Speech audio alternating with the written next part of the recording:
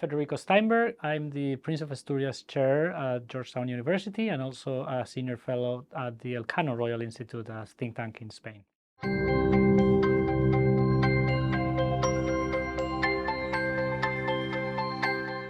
Well, the first thing to say is that bilateral trade deficits don't really matter from an economic point of view.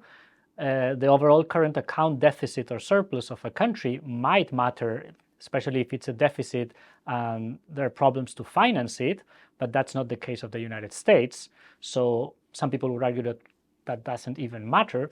But if we want to look into the goods and services distinction, we need to understand that economies, as they develop and increase their level of income per capita, they're specialized more in high value added services. And this is basically what the United States exports and what the United States has a comparative advantage in. So basically, the US has a surplus in the exports of services and a deficit in the imports of goods. So a surplus in the balance of services and a deficit in the balance of goods. Again, you have to take both things into account when discussing trade deficits or trade surplus. And again, you have to understand that putting barriers to trade to services is different than putting barriers to trade to goods. Tariffs are normally used for goods, but for services, you have to go into non-tariff barriers like issues of mutual recognition, harmonization of standards, and other things that are more relevant because you're not using, putting a good on a boat or a ship on a plane and moving it around the world, but sending, a Netflix movie or perhaps a consulting service or a legal service.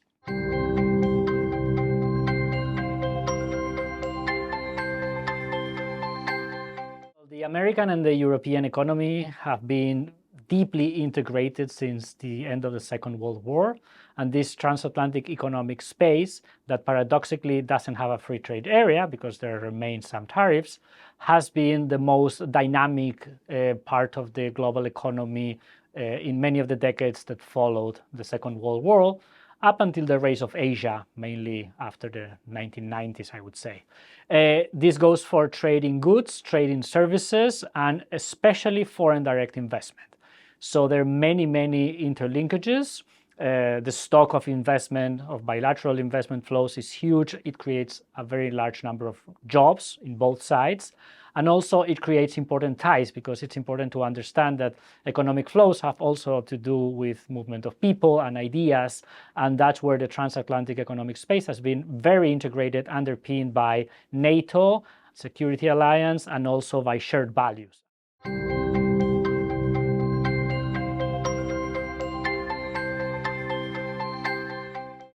There have been many trade frictions, which is natural because we're talking about very big economies with very important companies. These have been in steel and aluminum subsidies, for example, in the famous Airbus versus Boeing fight over who is subsidizing who. And then in aspects like the agricultural models of both countries, in which normally the European Union is more protectionist because it doesn't accept almond beef or other products that are made in the US. But the important thing to say is that these bilateral economic tensions have been resolved either through the official institutional WTO, World Trade Organization channels, or directly by a bilateral dialogue, because again, underpinning this economic relation was a security alliance, first on the context of the Cold War, and then after the Cold War and the collapse of the Soviet Union, based on an alliance of democratic values and support for the international liberal rules-based order. The tensions we're seeing now are of much deeper importance on the trade side, but they also affect the security alliance.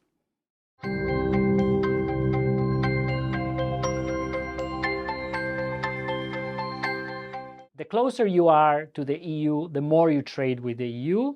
And then if you are very large, like the United States, you're going to trade more than if you are small economically, like Canada. This means that the United Kingdom is very small compared to the EU economically, and it's very close So its economic interdependence with the EU is huge, whereas Canada, even though they have a free trade agreement, has less links. I mean, there's trade, there's investment, but Canada and the EU are far away, not as far as Latin America, by the way. And also the Canadian economy is much more intertwined with the US economy through NAFTA. And therefore, it's clear to everyone that, when Brexit took place, the idea that the UK was going to all of a sudden change its trading structure and have a lot of trade with New Zealand or Australia made no sense from an economic perspective because of distance and size. So the UK is very much still connected to the European economy, and Canada is still very much connected to the American economy.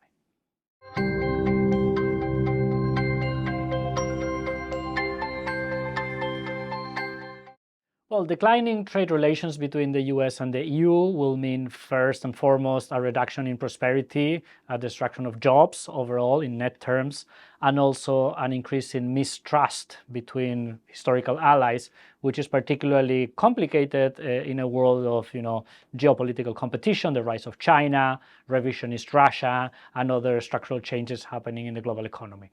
But more importantly, given that the US and the EU are linked in what, for example, Eikenberry calls the Atlantic political order by values, security alliances, trust in multilateral institutions, this can all be seriously damaged. So, for example, if this relationship has less intensity and less trust, there's going to be very little option of reforming the World Trade Organization, something that's clearly needed for the world trading system to function effectively and have legitimacy.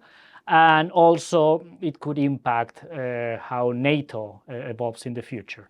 So particularly for the Europeans, which are relatively weaker than the US in this relationship, the idea that we're moving from a positive sum game, which is the trade game, to a negative sum game in which someone loses and someone wins, and we don't create more confidence or more growth or more prosperity in the transatlantic space, and by extension in the whole world, is going to be quite negative for European citizens.